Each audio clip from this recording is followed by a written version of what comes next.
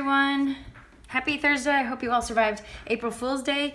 Today is April 2nd, and we're going to do questions 27 through 31 in the multiple choice. And I'm going to do a couple graphing inequalities on the short answer packet, but I'm not sure the exact ones just yet. We're going to see for time. I'm going to skip around a little bit. Okay, so question 27, it says the table below shows the temperature, T of M, of a cup of hot chocolate that is allowed to chill over several minutes. Okay, so they give us the time and then the temperature. The temperature is going down because it's cooling, so that does make sense. Which expression best fits the data? If you look carefully, these are all exponential functions. Now, we were in the exponential unit when we left school, so you guys didn't really get a good handle on this. So I'm going to teach you a little something right now, and then I'll show you how you can check this, whether or not you learned this or not. So when you look inside the parentheses, the number that's being raised to the exponent, so I'm just going to underline that, that's 0.85, 0.85, 1.5, and 1.5. If the number inside the parentheses that's being raised to the exponent is less than 1, like 0.85 is less than 1, think of like 85 cents, then it's going to be a decay. This exponential is going to go down like that. If it's greater than 1, like $1.15 is what you would think of there, so that's greater than $1 or greater than 1, it would be a growth, okay? So since these numbers are going down, we can cross out these two because those are going to show a growth. Okay, so it's going to be between A and C. So now what I would do to figure out which one it is, because these do look very similar, is I would put both in my calculator. These are equations, so even though it doesn't say y equals or T of M equals, you can still put these into your y equals and check your table to see if your points match, okay? That will always work for these situations. There's a ton of them that's the case for. So in your calculator, I'm going to start with the first one. In my y equals, I'm going to plug in 150 parentheses 0.85 raised to the x, and then just go to your table, second graph, and I'm looking at the points 0, 150. I'm looking for 2, 108. Now there's a decimal there, but it's going to be close enough in this situation. 4, 78. So this is my function. That's going to be my answer. And in case you aren't convinced, you can always plug in the other one and just make sure that those numbers aren't an exact match is what I would say. So yeah, we have 0, 176 in that case. So that one's definitely out, okay? So this strategy would be process of elimination if you knew that first trick, and then the other part of that is just plug into your y equals and go to the table. That's the real strategy. That will never let you down there, okay? All right, question number 28. It says, as x increases beyond 25, so as x gets bigger than 25, so you should think 26, 27, 28, which function will have the largest value? So what I could do in this situation is I could plug, when it says beyond 25, I want to plug in a number bigger than 25, so I'm just going to go with 26. You could plug 26 in for x in each one of these and see which one has the biggest number for y, like with the biggest output is what you would be thinking there. Or you can plug all of these into your calculator and check your calculator. So I'm going to do that just so I can look at them all at once and do very little math here. So 1.5 raised to the x is my A. Make sure you keep these in nice order. Now these calculators I have are nice because they're colored, but keep them in order as they go so that you can see. B is going to be 1.5x plus 3. That's a linear, so this is exponential, linear. This one is a quadratic. 1.5x squared. And this one is, whoopsies. We don't actually deal with many of these. This one's to the third degree. So 1.5x to the third. Make sure you do the caret 3 plus 1.5x squared. Okay, when you get all those in there, go into your table and we're going to start comparing. I'm going to look beyond 25, so I'm going to look where x is 26. So I'm going to scroll.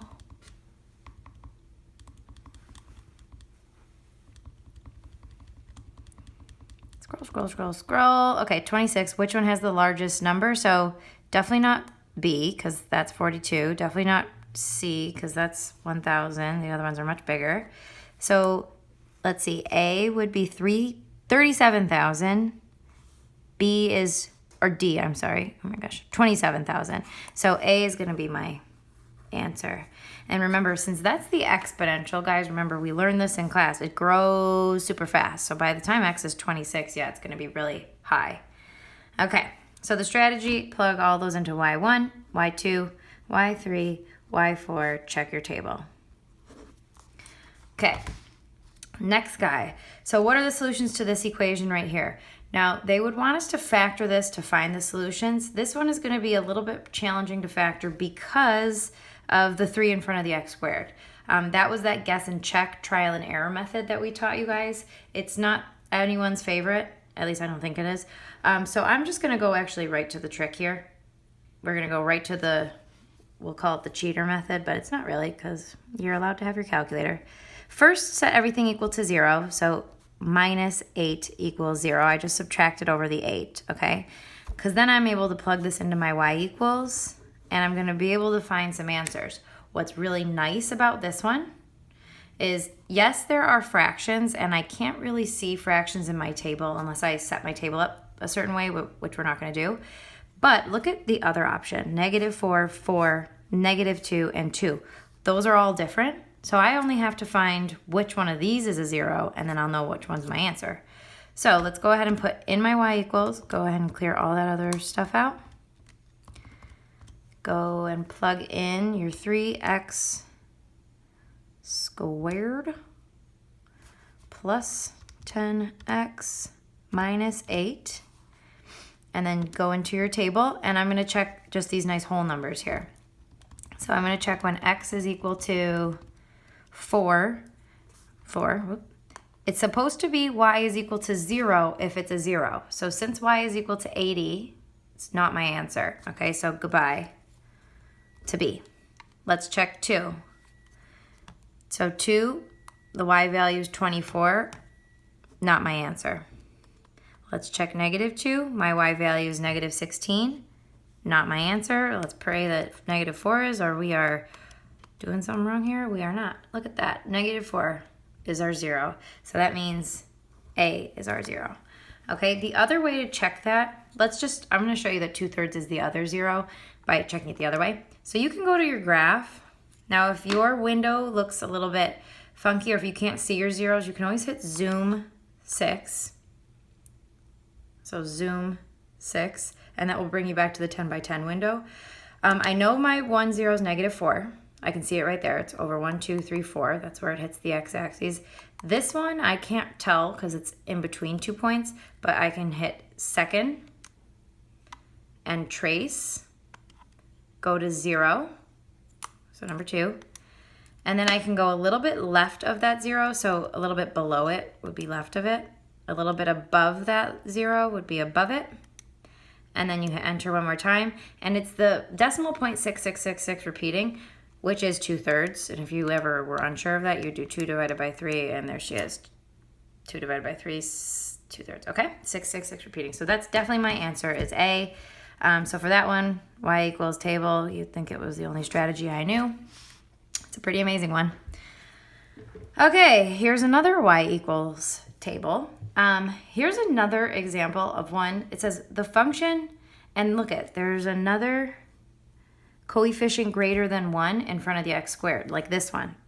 That 3 makes things a lot uglier when you factor. This 3 makes things a lot uglier when I put it in vertex form, like a lot uglier. So I'm going to show you guys how to do it in vertex form, then I'm going to show you how to check yourself, because the way I'm going to show you how to check is actually much quicker than actually putting it in vertex form. And I'll show you why this one was an ugly one. Remember, when you do f of x, when you put something in vertex form, we keep our x's on one side, and we have to swing our constant to the other. So I'd have to subtract 11 over. So it's going to be f of x minus 11 equals 3x squared plus 12x. And then what you have to do is you have to factor out that 3, that coefficient in front of x squared. So I'd have to do this, 3 parentheses, then x squared plus, when you take 3 out of 12, you're left with 4x, and that equals your f of x minus 11 on that side.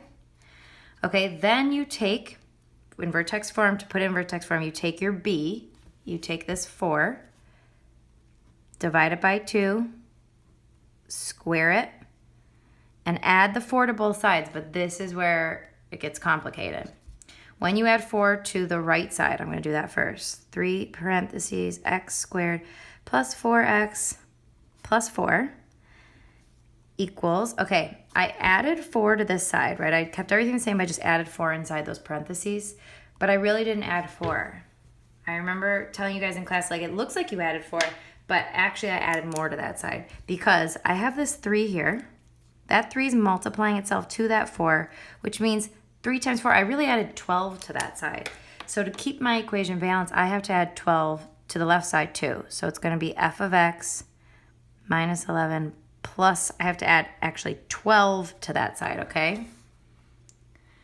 And then you go ahead, f of x plus 1 equals your 3. Then you factor this. Remember, you can, since the factors are going to match, you only have to write them once and square them. It's going to be x, it's always that number right there, plus 2. And then the last step is to subtract your 1 over. So I have f of x equals your 3 parentheses x plus 2 minus 1. Don't forget to square. Okay, so that is my answer, which thank goodness is an option. It's C. I'm going to show you now. You didn't have to do any of that work, which I know you're probably not happy with me if you were following along. Sorry about that. Tricked you. You actually could just plug this, the original, into your y1, plug your